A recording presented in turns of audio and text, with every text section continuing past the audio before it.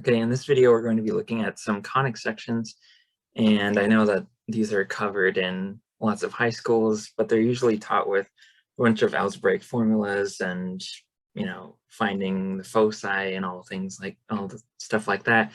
And it's really just using algebra over and over again. But I thought I'd make a video where I looked at the more geometric side of things to see what interesting properties these things have. And in particular, you'll see that parabolas are actually, well, okay, and circles, I suppose, but parabolas are a really special kind of conic section in a lot of ways. So, well, circles are really, a special kind of ellipse. And then ellipses and hyperbolas have their whole families of those, but parabolas are really special in a certain way. So I thought we'd take a look at that, and in particular try to figure out what special properties the parabola has and how it's related to ellipses and hyperbolas. Okay, so here I have two cones that come together at the origin. So this is in three-dimensional space. And I've got a plane here cutting through the cone. Right now it's horizontal, but I can rotate it like this. So I'm rotating it around a point that's slightly off center, so it's a bit above the XY plane, and it isn't on the Z axis. So things get a little messy if you try to cut right along the Z axis, because then you're going to go through the vertex and annoying things happen. So I'm a bit off center, and this red, well, it looks like an oval, but it's actually a circle. It just is a matter of the perspective we're looking at it from. That red circle is the intersection of the plane with the cones. So this is an example of a conic section, because conic sections are what you get when you cut these cones with a plane. Okay, so you start with a circle if you are horizontal. So basically you cut straight across and you get a circle. So that's not too surprising. And then as I tilt this just a little bit, well, the circle's not going to be a circle anymore. It's going to be an ellipse because it gets stretched out in one direction. So if I cut just a little bit above horizontal, I get an ellipse. Okay, and then if I keep going, it's a little hard to see what's going on because the picture isn't big enough. I mean, really, I'd need to see the whole infinite cone to really get an idea of what's going on. But you can see that now it's still an ellipse because it's starting to curve in on itself, but it's got much wider axes. And if I keep going, well, that is actually still an ellipse, but it's much harder to see that it is. It doesn't seem to be curving in on itself anytime soon, but it will eventually. And then at some point, at some special point, right about here, I'm going to get a parabola. And that's what happens when I cut parallel to the edge of the cone. So that way I never actually, once I start cutting up through the cone, I never actually leave the cone. So I'm cutting parallel to the edge, and that gives me a parabola. And on the lower end, on the bottom half of the bottom cone, I'm not going to touch it at all. Okay, but then if I go just a little bit past that, say right here, okay, you can't quite see it yet, but now I'm cutting more vertical than the edge of the cone. So it's still going to go infinitely up in this direction, but I'm also going to end up cutting the bottom cone now. And so that's going to give me two branches of a hyperbola. So just to make it a little clearer, let me rotate this a little steeper. Okay, now you can see the bottom hyperbola here and the top one. And then once the plane's basically vertical, I've got, it's clear that I have two hyperbolas now. Okay, so again, horizontal is a circle right here. Then if I increase it, I get an ellipse, ellipse, ellipse, ellipse, ellipse, ellipse, ellipse. And then at a certain point right around here, when my plane is parallel to the edge of the cone, I get a hyperbola, or sorry, a parabola. And then if I increase it just a tiny bit more, I get a hyperbola, and anything beyond that is a hyperbola. Okay, so parabolas really have to be right at a special angle where I'm parallel to the edge of the cone. So any less and I get an ellipse, any more and I get a hyperbola. So let me go over to one other demonstration.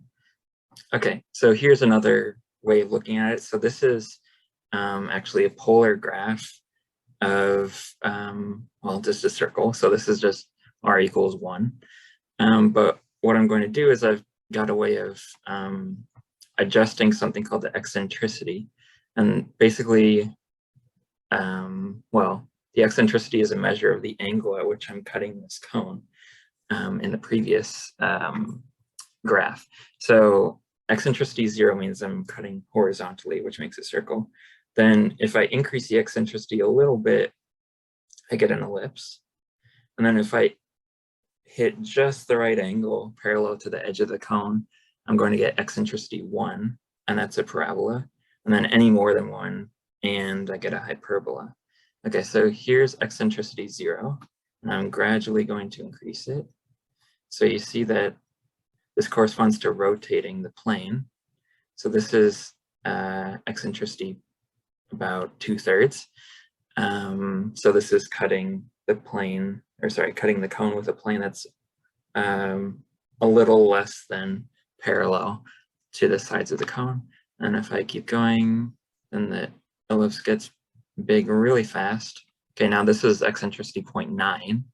So I can't go much further before it becomes a parabola. That's 0.95. And then right at 0.1, which is here.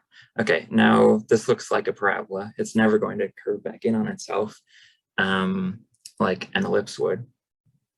Okay, and then if I go just a little more, it's gonna become a hyperbola. So this is 1.3, 1.5, 1.6, and so on. And this is eccentricity 2. Okay, and if I keep going, it'll get more and more squished. But there's one other interesting thing that's happening here. So again, the parabola is right in between an ellipse and a hyperbola.